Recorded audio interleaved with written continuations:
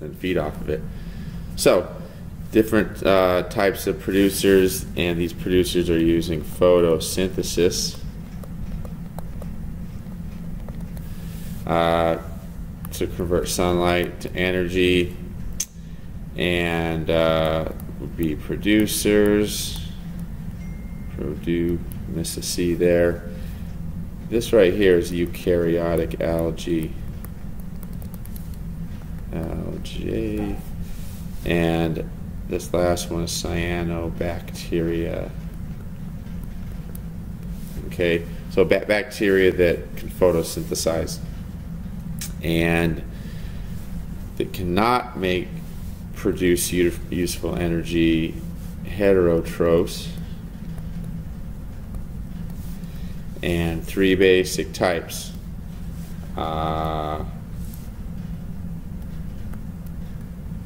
Consumers, just like regular consumers, saprotrophs, and detritivores.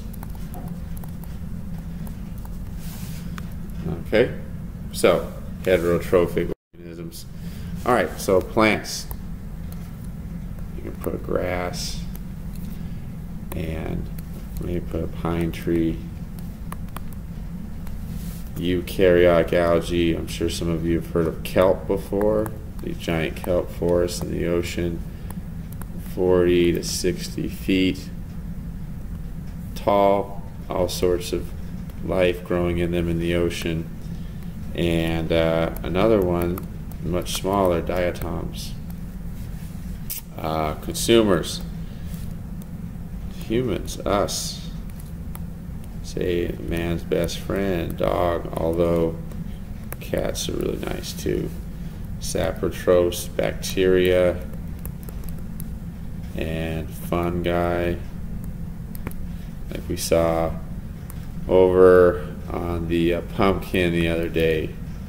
Had that nice IB logo, and then turned into just a little pile of rotted remains there, and then detritivore, something that's eating dead stuff. So that would be coyote at times, and sturgeon. It's a fish, long-living fish, sometimes 400 years old, that feeds off stuff at the bottom of the ocean, and might say vultures too.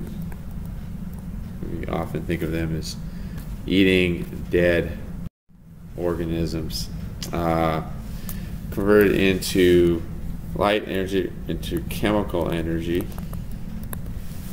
by photosynthesis. Now, energy is not made by plants. I hear that a lot, that plants make energy, but they're not making it. They're taking sunlight and making the chemical energy, so it's really converted. They're converting energy.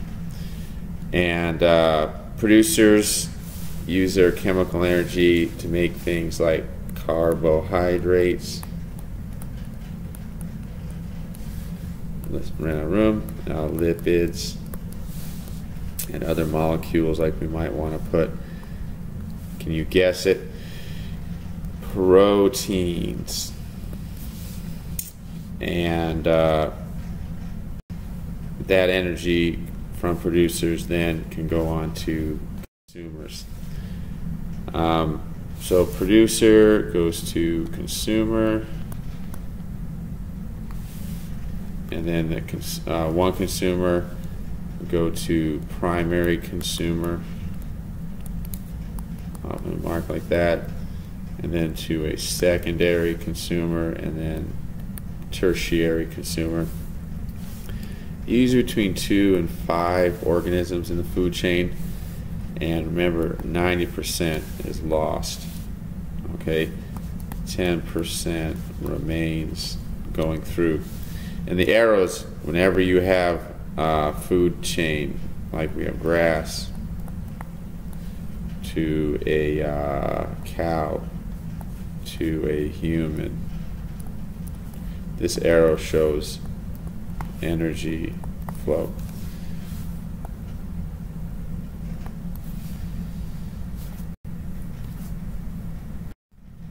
Okay, so we have a nice food web right here. We can look at how many, what feeding level. So copepod, it's eating just the phytoplankton, so it's definitely that primary consumer. Now we go to the penguin right here. When it eats the krill that eats the phytoplankton, it's at a secondary level. If it eats the carnivorous plankton, the copepod, it would be at the tertiary level. Carnivorous plankton would be at the secondary level. It's 2 steps up. Primary. Let's look at the humans here. So 1, 2, 3, 4. It can eat the 5th level if it goes from humans to the seals to the squid. Although I don't think we eat a whole lot of seals. But if we ate the sperm whale that ate the squid, it would still be that 5th level. 1, 2, 3, 4. Yeah. And this toothed whale. Let's look. If it ate this bird, it would be at the 4th level. Oh, hey Kelly, what's up? Can you show us the... And let's see, these baleen whales. It looks like they're eating the krill. They're a secondary consumer. So that's pretty, something that big, subsisting on just those primary consumers. That's pretty impressive. These tiny krill. Pretty cool. Okay, so maybe we'll label a leopard seal here. So leopards, squids here can be secondary or tertiary if they're eating the carnivorous plankton. So that would make the leopard seal quaternary. Okay. Oh, maybe the fish is here. Secondary there too. That looks good. Okay, so synthesizing large organic molecules, very similar RNA, you might guess, DNA, and proteins is our other large molecule that we'll be looking at.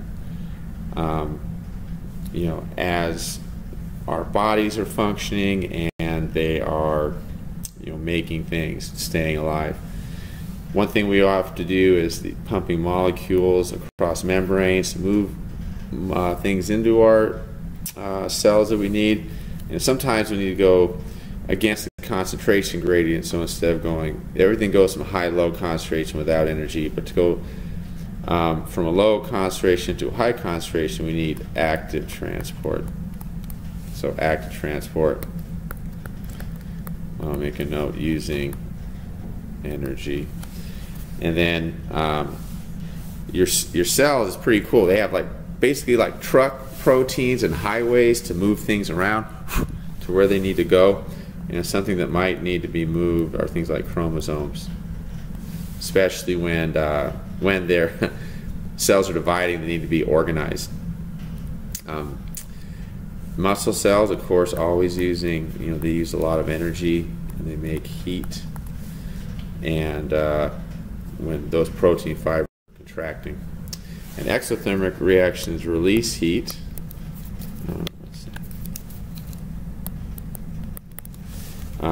Oxidation reactions, which we'll get into later.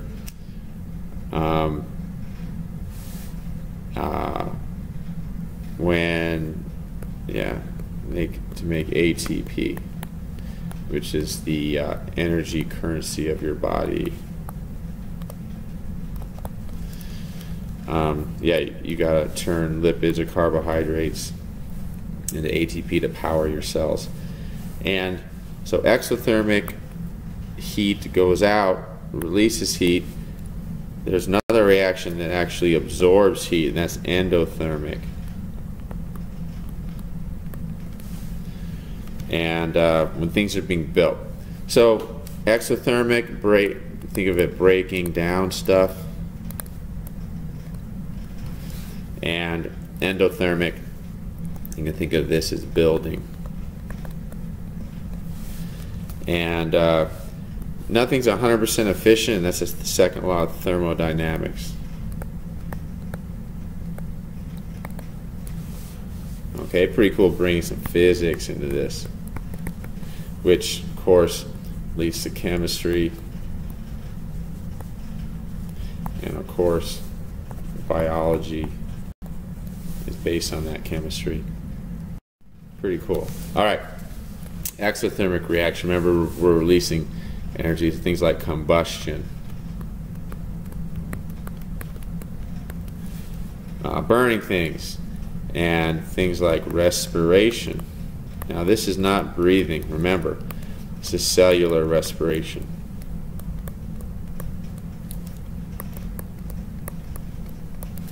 You know, making ATP essentially. And something you've seen, you leave metal out for long enough, it will rust. Okay, so endothermic reactions.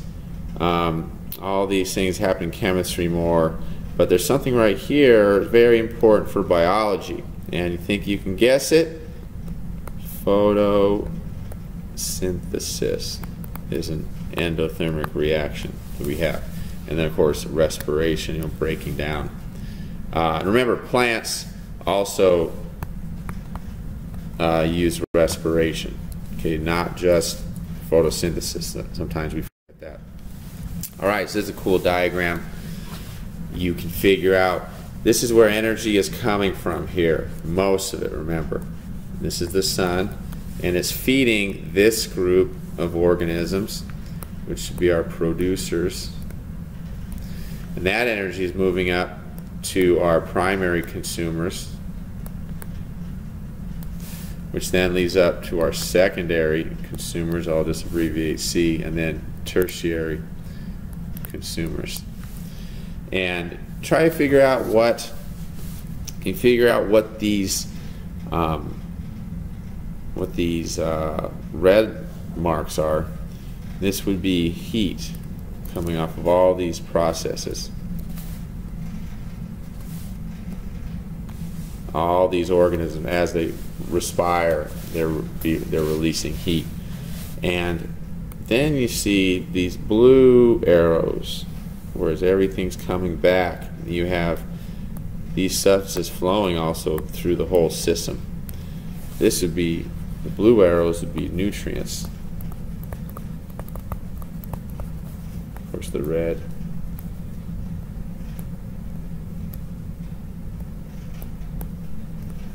Is heat.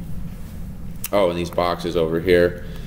All these things eventually fall into this box, and this would be dead stuff, or officially called detritus.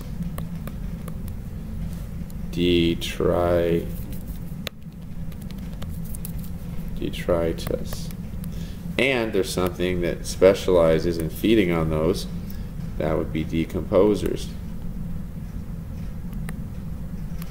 like our saprotropes, okay, are detritivores.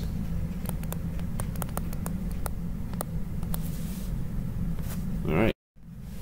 So, light gets turned into chemical energy with photosynthesis.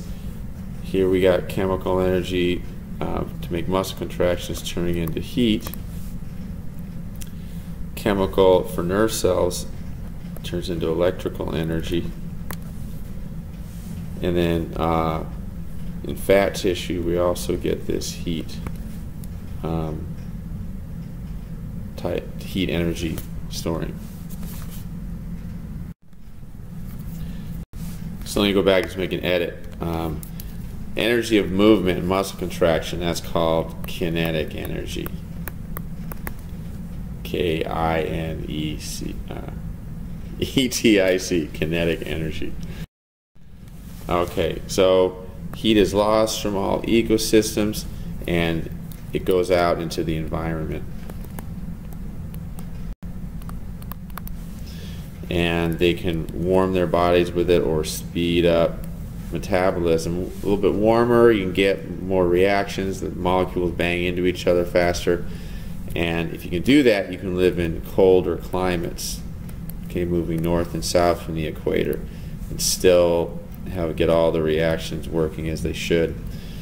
And this is interesting. Heat always passes from warmer bodies to cooler bodies. And you think about, if you're hot, you put ice on your forehead, it's not the coolness going into you, but it's the heat from your body going into that water, or water, either solid or liquid, of that ice.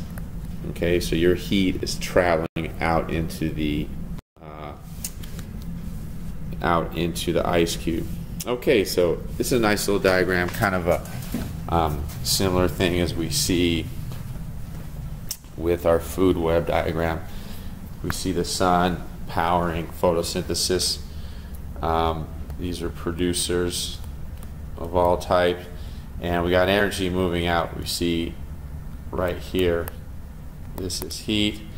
We see heat below, and the first level that gets that energy from the producers, these are our primary consumers.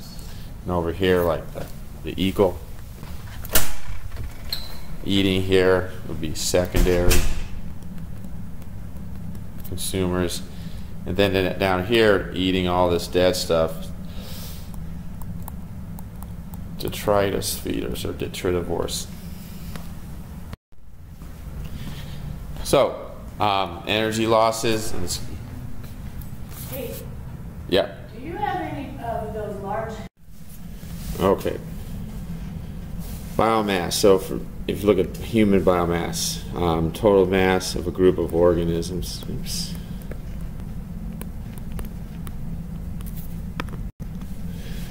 And it's calculated biomass per square meter. So we're in international units here. And as you move from producers, all the consumers, the amount of energy decreases, which you may have figured out by now. And a lot of the reason is this energy is converted into heat that gets wasted. And we saw this we can think about the owl pellets that we just used. When the mouse eats grass, it doesn't go eat all of that grass, although maybe it would if it's really desperate, but that takes a lot of extra energy that might not really be worth it for the mouse. But the roots represent energy that's not being accessed or used. And the owl can't digest everything, because we saw it. It regurgitates the bones and the hair in a pellet. And therefore, this is energy that just doesn't get used. But eventually does get broken down, the nutrients. In South America here, where we have this Amazon basin. And then we have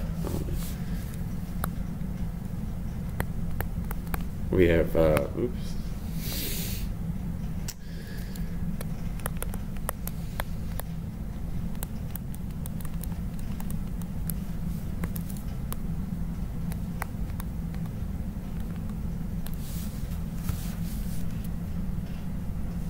So high levels, Brazil, and we'll say the Congo. It's that main large country, Central Africa there, Indonesia. And areas, if we look back in it, you see Australia is low for the most part. The Middle East, so we'll say Saudi Arabia, and we'll say the U.S. Southwest. You'll see low levels of primary productivity. So the biggest influence abiotic, meaning non-living, would be water availability.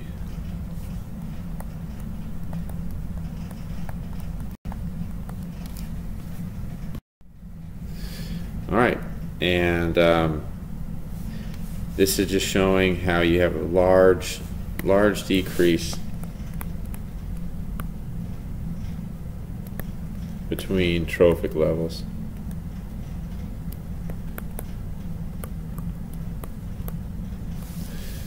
Actually, this should be a little bit smaller. It should be more like this, because it's 10%, right? So it should be like that, like that, like that. but these aren't ingested. Okay, you don't even eat it, like the roots from the mouse. Losses heat from respiration. Oh, I don't know how it looked because I did work for everything that I did for. Like I went to